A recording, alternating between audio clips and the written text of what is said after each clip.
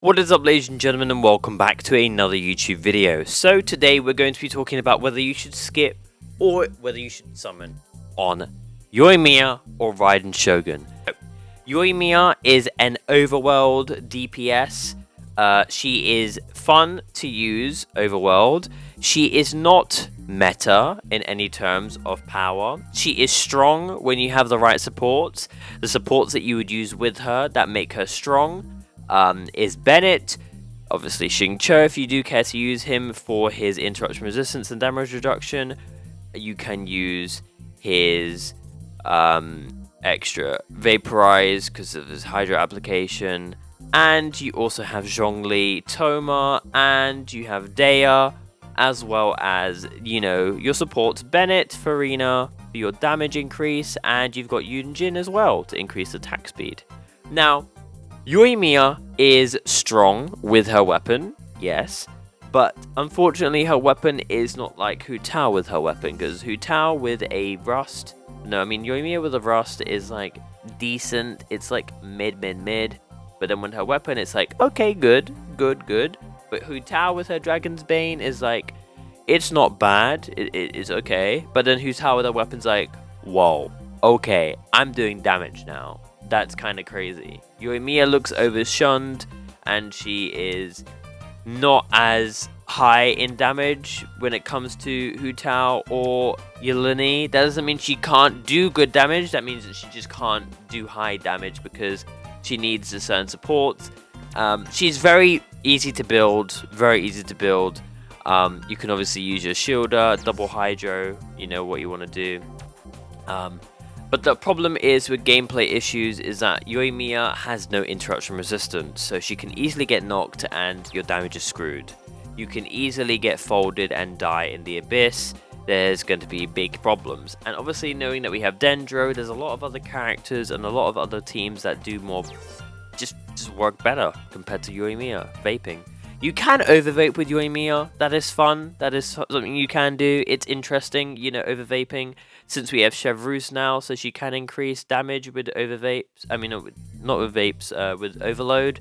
The issue with Yoimiya, she has her very, machine gun attack string, and the most damage she gets is from her third hit and her fifth hit. Once you get hit, obviously, that fucks up your damage. If you dodge, that ruins your damage. She's basically a sitting duck if you get hit, and you've got to start all over again. Her burst does not do anything whatsoever. It's literally useless. I don't recommend building it. And the only people that are going to summon for Yoimiya are either Yoimiya mains or people who genuinely have been wanting to get her for a very long time. If you're someone who wants a pyro DPS, I recommend to not get Yoimiya because she's not going to be that person that's going to help you in some cases, but you also have to take into consideration that she is a ranged attacker, and once you kill one person, she does home and lock onto the next person.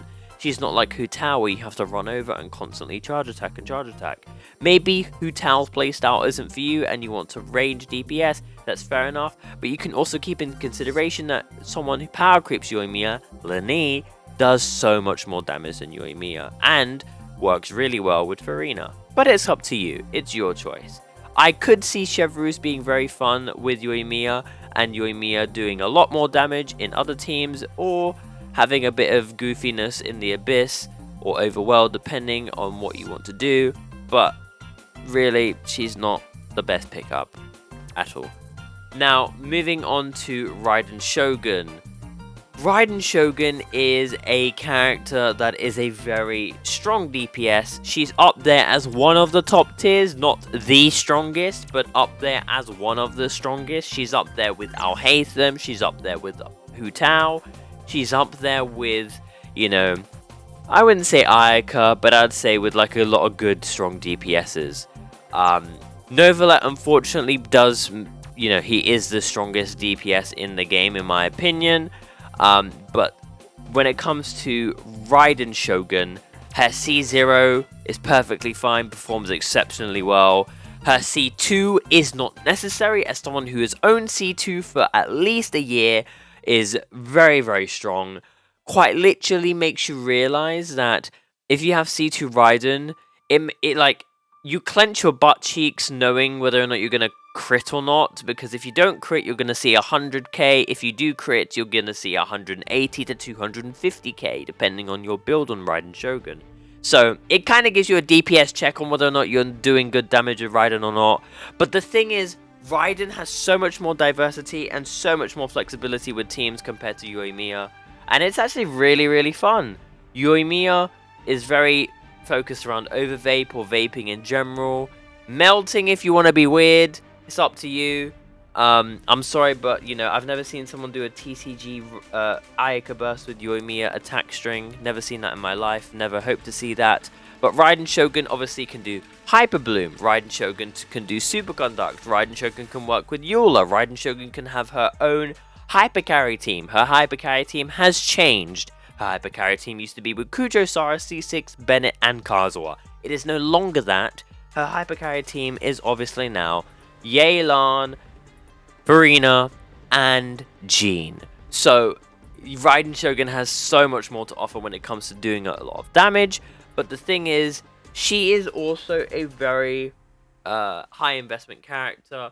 You need to have a lot of energy recharge, you need to have crit, you need to have the characters and the supports that make her strong.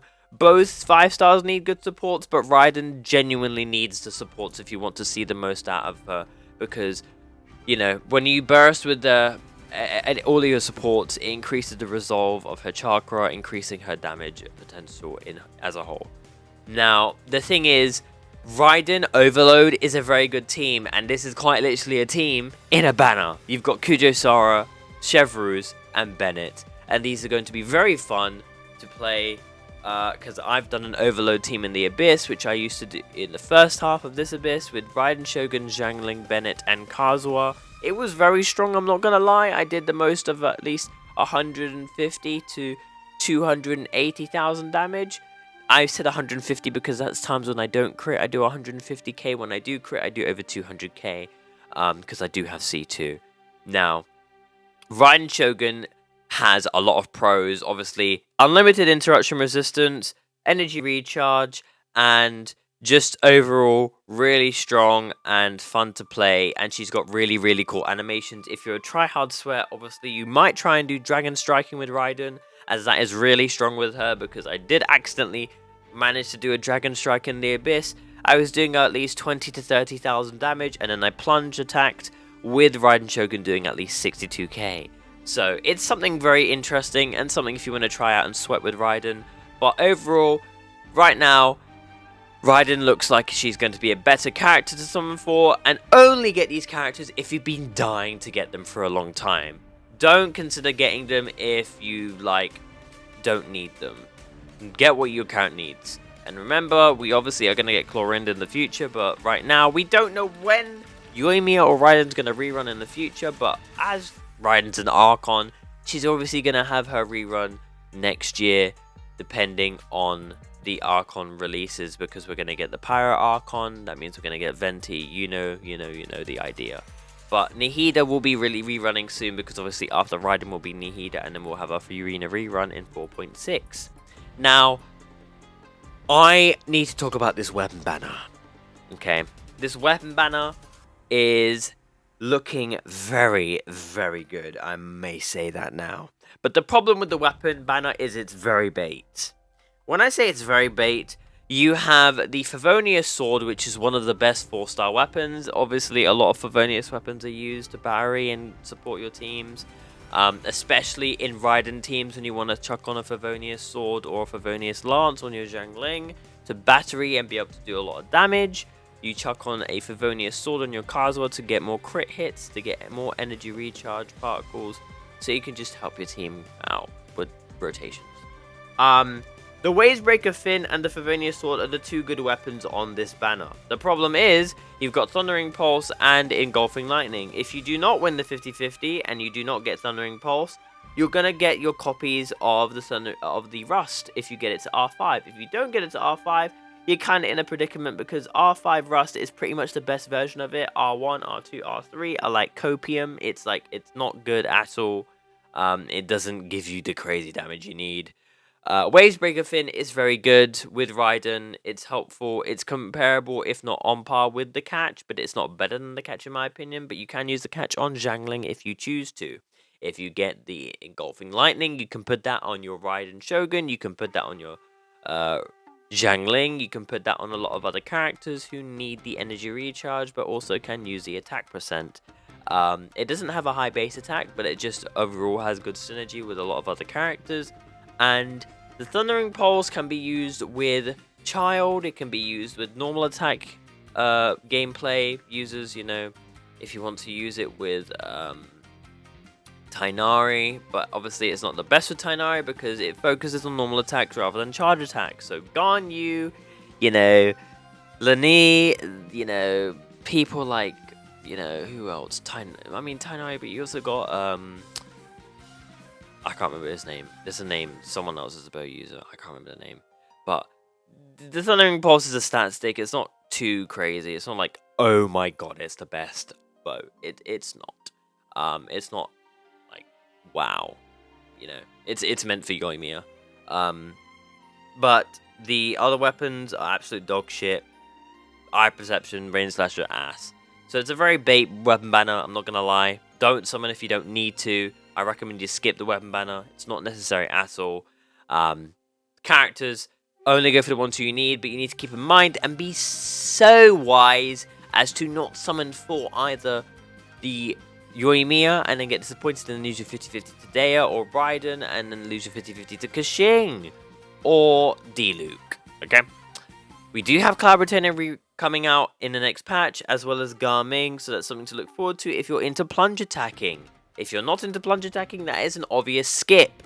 Again, C2 Raiden is not needed. It's not amazing. It does too much damage. But then again, it is very fun to do giga big numbers in the Abyss. But unfortunately, Navia obviously does 100k with low investment inside the Abyss when she doesn't even have a fucking weapon. So it'd be like that sometimes. But obviously, if you're a simp, you'll go for Raiden. If you're a simp for Yoimiya, you'll go for Yoimiya. I don't recommend to get C2 at all. C0 is plenty. Alrighty. Well, it's been your boy. Hope you enjoyed the video. Drop a like. Subscribe to the channel if you are new. And I'll see you all in the next one. Peace.